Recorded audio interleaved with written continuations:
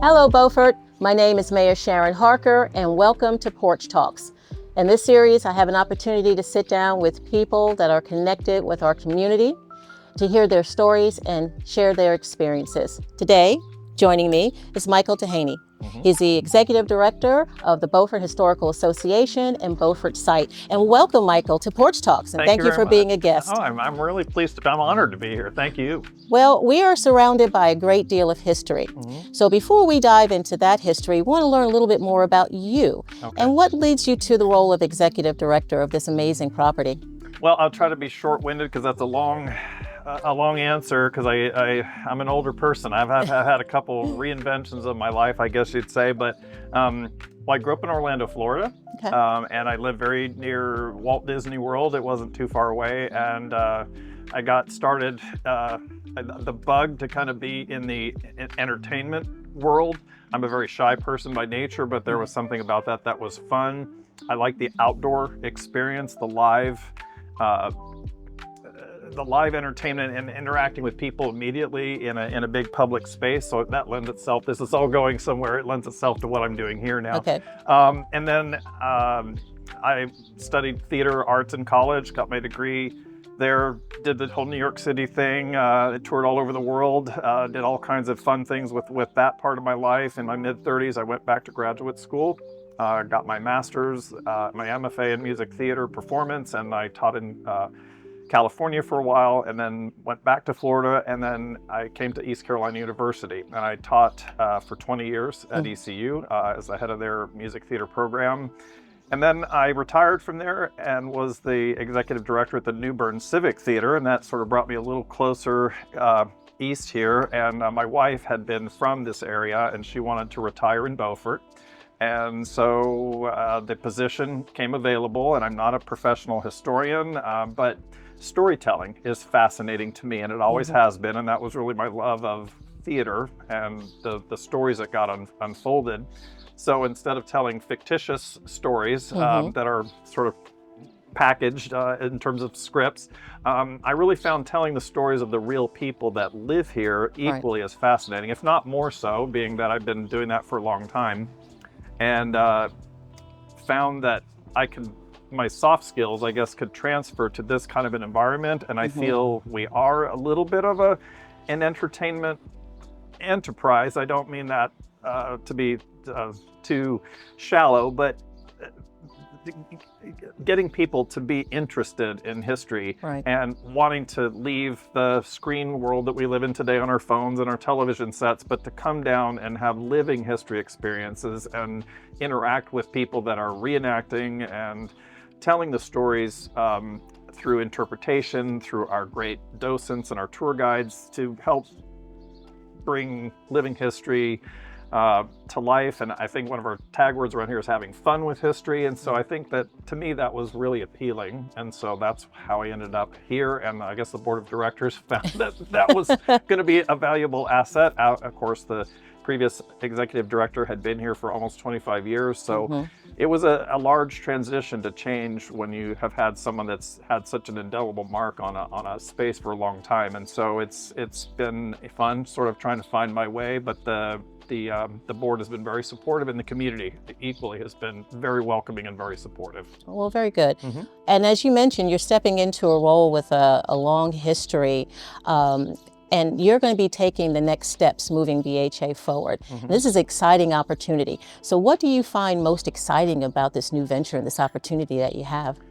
Well, I think the word, I guess, relevance is what's going to come up for me with the beginning of my tenure here is, and it's not just me that's doing this, but I think we're all in a world, there's so much noise in terms of social media and just everything that's floating around in the world today, but trying to remind people that this is not just like a stuffy, stuck to sort of like a history thing that isn't vibrant and alive, but that what I feel I can bring, or this is my goal here in terms of my vision and what I'd like to do, is have the place feel much more relevant, because it's not just about the past, but it's the past and our stories of today and into the future. And I think because eventually we're going to be Beaufort history pretty soon. We're creating it today. So I think today's relevancy and our stories of the people who live here today, who are making this our home today, is no different than the guy that built this house 250 years ago. And I think trying to help people understand that there's a lot of connectivity there, is something that I want to do, and also have the site feel again more of a community center as opposed to just a history center. Not that there's anything wrong with just a history center, but I think with the green being right here in the heart of the community and of the historic part of our town, it's just a natural spot for a convening place that is welcoming and part of the conversation of how we live life today with respect to the past. And there's some good craftsmanship here that I don't think can be reproduced today, but it's great to see. Now, you mentioned that this is a teamwork. This is not just about you, but you have an amazing group of staff and volunteers.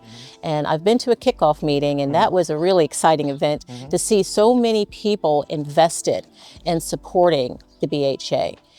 Talk a little bit about how you get people excited about coming in and volunteering and sticking around. They love it.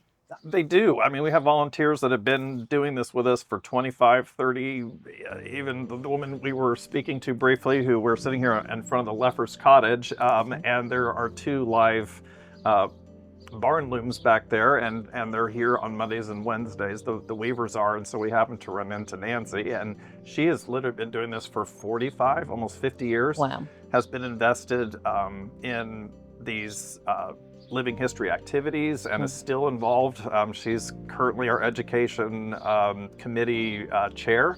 So that's talk about longevity. That's to me a pretty amazing thing. But we have many volunteers who have been with us for a long time. And in fact, that is not the hard part. I think once they get the bug and they get involved with this, they see the excitement that adults have, but especially our young people. I think for kids, when they participate in our activities on the site, there's just this whole world.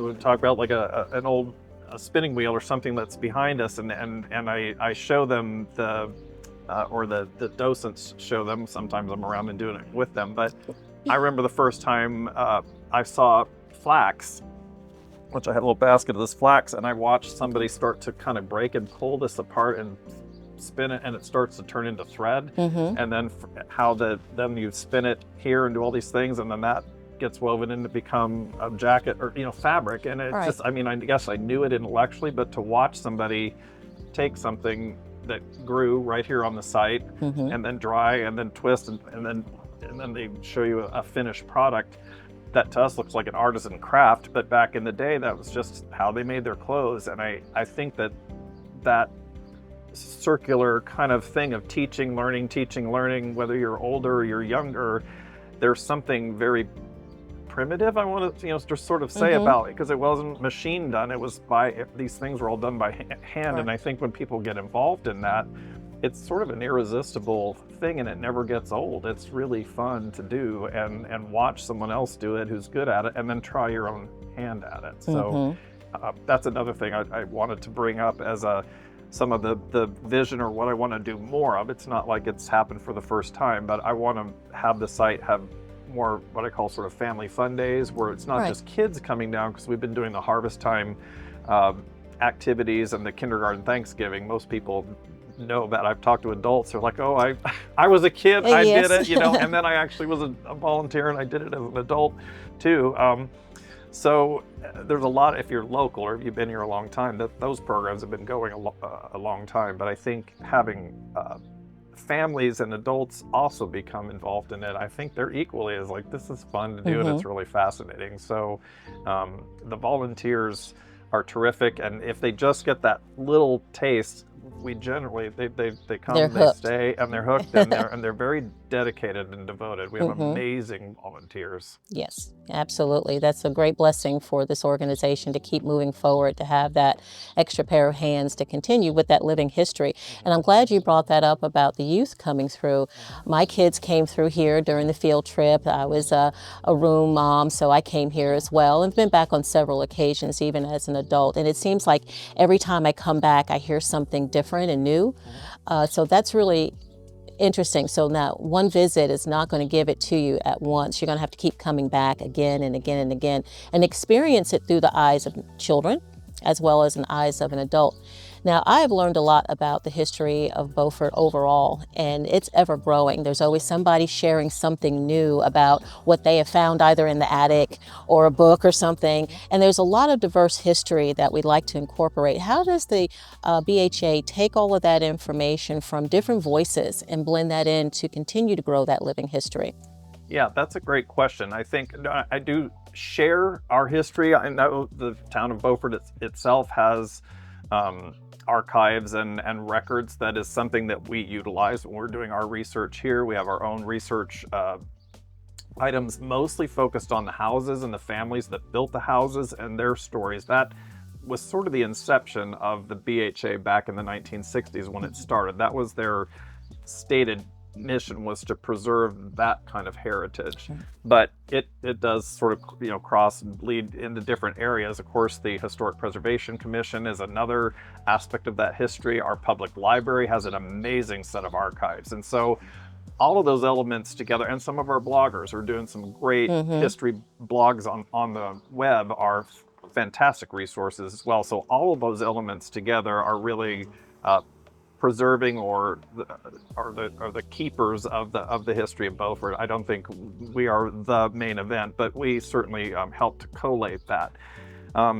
Currently, we do have our visitor center that has, again, when I walked into that, I wanted it to feel like a bit more of a, we're not officially a museum. There's a museum across the street that does our maritime history, of course, but I still felt we needed something a little stronger than there was some bits of history there, but I felt like we can increase that and increase its scope. And so we've recently done a Special America 250 exhibit that as I got started, I thought, well, I'm going to do the whole thing from the, all the way from the origins of the Native Americans all the way through, current day. Well, as I got started, we realized we had about an encyclopedia, and I'm like, okay, I have to get this in a couple of paragraphs, so it's not that deep of a dive, but I wanted to get people interested about the evolution of Beaufort and its total history. And since it is America 250 this year, I thought, well, let's start with 1700 to roughly 1780s and into the 90s when the Declaration of Independence happened. And we'll address some of the other things as new rolling exhibits every year so we can keep it fresh and new things coming up. And I've learned a whole lot. And I realized that we're a bit remiss on some of our Native American integrated into the story that we've been telling here. Obviously, the Black experience has been a bit overlooked, I think, in terms of there's all of that history is happening at the same time. And I think it was just the inception originally here of the sort of the colonial era history got focused on a bit.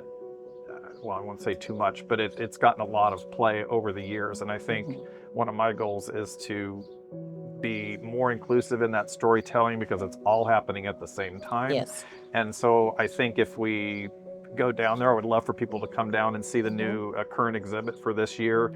I think you'll see evidence of how the stories of everybody who lived on this earth, on this plot of soil right here, how the history evolved. And it's been very interesting. It was a rough culture. There was a lot. We think this is such a charming, beautiful little town today, but it saw some really tough times, as all America did, of course. So that kind of history has become really intriguing to me. Some people, it's a little harsh sometimes. Like, well, it's the truth. It's what happened, and I think it makes me admire all of our ancestors and the things that they had to endure to bring us where we are today. And I think that's the beauty of history too. It's like we can learn from our past, and you can interpret it, I guess, however you want in your own personal, self and mind. Like, okay, well, that means this, and but I think trying to tell those stories that's very appealing to me, and it's exciting to me, and I hope it's exciting to the community, because Beaufort is a really, well, this, it's a super special place. I like Beaufort. I know, and we have a really unique history here that is indicative of America's journey and our history as an entire nation, but we have a very specific, unique history here that many people do know about, but we have all these new people moving into the community and new visitors, and so I want to make sure that that story is being preserved and told from a lot of voices, a lot of perspectives, and that's all we can do is just try to keep telling that story as best we know how, and inviting people that know about history that maybe we're missing. It's like, give me a call. I want to know about these things, because if we're missing pieces of history that are important or forgotten or lost, that's really what we're here for. We want to know and make sure we're teaching the truth. Well, I appreciate that. Support you in that effort. Thank you. Sounds like you're heading in that right direction, and look forward to seeing all the new things that come out of your leadership. And I know there's a lot of property here that we're going to be getting some pictures of and talking about.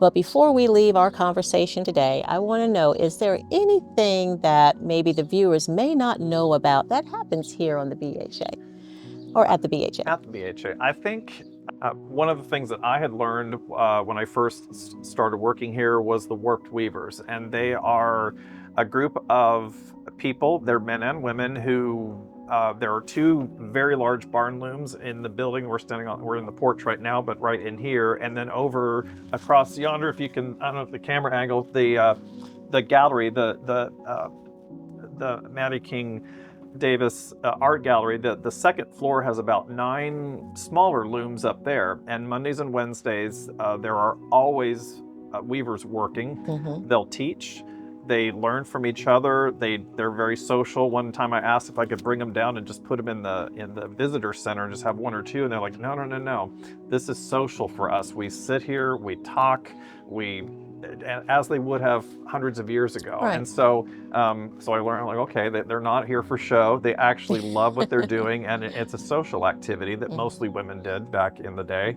But it's fascinating to me, and I think I've told them, I said, this work is art. I think we do sell it in our gift shop here in the visitor center, but I think it should be framed art, because they're like, well, we make placemats and stuff. Like, that's not a placemat. That's like a piece of art, So I'd like to get some of the stuff framed and get it on the walls, or people can purchase the pieces and do that too. But I love that, and it's really fun to watch them do that. The North Carolina, University of North Carolina Master Gardeners, the Carteret County group, they tend the garden right behind us. There's also an apothecary garden behind the apothecary that they maintain, and also one over in the Manson House, which is another property of ours across the street. And it's a really fun project. Everything in here was sort of heirloom style that the family that would have lived in this house would have eaten. I mean, they would have grown all their own vegetables over here. And so I think I didn't realize that there was that much interconnectivity with these other organizations that aren't just part of the BHA volunteer group themselves. And I love that. I love this sort of interplay of course, the Beaufort Garden Club is also, they take care of the other garden across the way there. That's their memorial garden. And that, I just didn't know any of that. And so when you're here and you start seeing the interactivity of how all these different nonprofit organizations are working together to keep this place special, beautiful, and maintained, that I just didn't know that. And I think, and then you have just a different appreciation. It's not just a paid staff doing it, but it's a mixture of volunteers that help with all of that. So yeah.